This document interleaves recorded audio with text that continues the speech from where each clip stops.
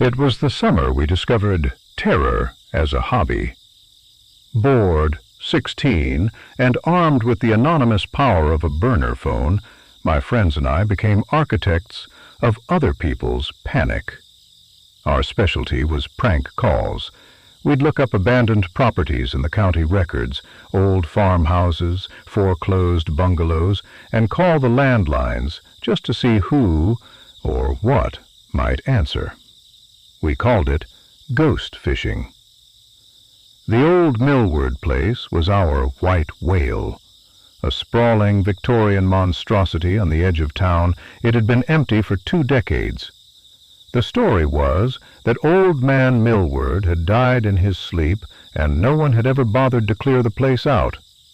Weeds choked the yard, and the windows were cataracts of grime. It was perfect. We parked down the street, the summer night humid and thick with the buzz of cicadas. I dialed the number we'd dug up from an old phone book in the library. It rang and rang. We were about to give up, thinking the line was dead, when the connection clicked. Silence. Not the hollow silence of an empty line, but a dense, breathing silence. Tyler, our ringleader, nudged me. "Do it," he whispered. I put on my best, trembling old lady voice. "Hello? Is anyone there? I think there's someone in my house." More silence. Then a voice. It was a dry, papery whisper, the sound of leaves skittering across pavement. "I know." My blood went cold. I'd expected a dial tone, or maybe a confused relative. Not this. Tyler grinned, giving me a thumbs up. He thought it was a fellow prankster playing along. "Who is this?" I demanded, dropping the act. The voice remained a calm, unsettling whisper. "You called me." A pause. "You're in the blue car, down the street." We all froze. The interior of my beat-up Honda Civic seemed to shrink. How could he know that? The street was dark, the car tucked under the shadow of a large oak.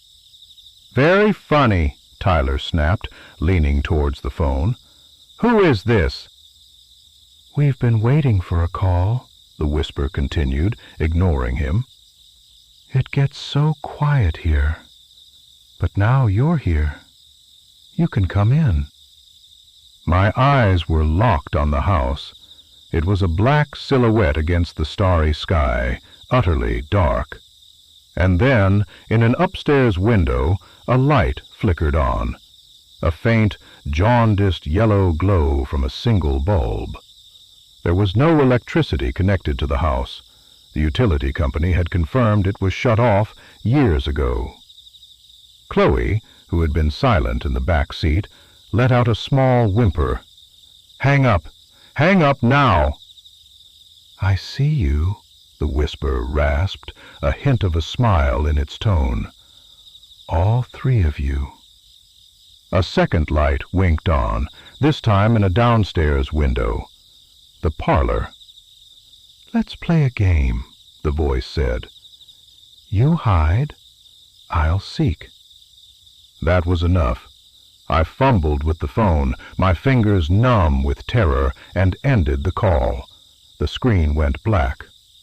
"Go! Drive!" Tyler yelled. I turned the key. The engine cranked, groaned, and died. The battery was dead. Perfectly dead. The dashboard was a void. Panic, pure and acidic, flooded the car. We were trapped. And then the landline in the Millward house began to ring. We stared, horrified, as the ringing pierced the quiet night. It was our burner number. He was calling us back. The ringing stopped.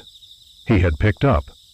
My own phone, the burner, vibrated in my hand. An incoming call. from the Millward house. None of us moved. We just watched the phone buzz and dance on my palm like a dying insect. The front door of the Millward house, 100 yards away, creaked open. A long, slow, agonizing sound. From the dark rectangle of the doorway, a figure emerged. It was tall and stooped, a silhouette against the faint parlor light. It stood on the porch, perfectly still, facing our direction. My phone stopped vibrating. A text message appeared. "You're not very good hiders." The figure on the porch took a step down onto the overgrown path, then another. It was walking toward the street, toward us. We didn't wait. We exploded from the car, not caring about the dead battery, not caring about anything but putting distance between us and that thing.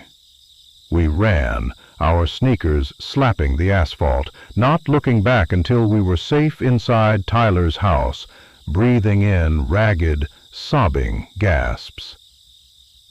The police found my car the next day. The doors were locked, the keys still in the ignition.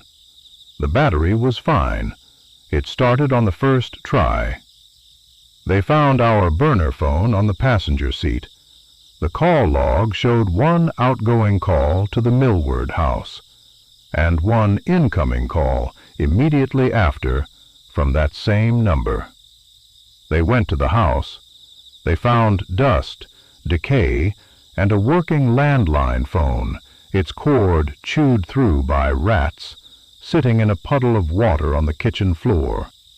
It was physically incapable of making or receiving calls. We never went ghost fishing again. We'd thought we were prank calling an empty house, trying to scare a ghost. We were wrong. We were customers placing an order, and something in that house had been waiting for a very long time for someone to dial its number. We didn't make a prank call. We sent out an invitation. And I live every day with the chilling certainty that the game we started that night isn't over. He's still seeking, and he knows exactly who he's looking for.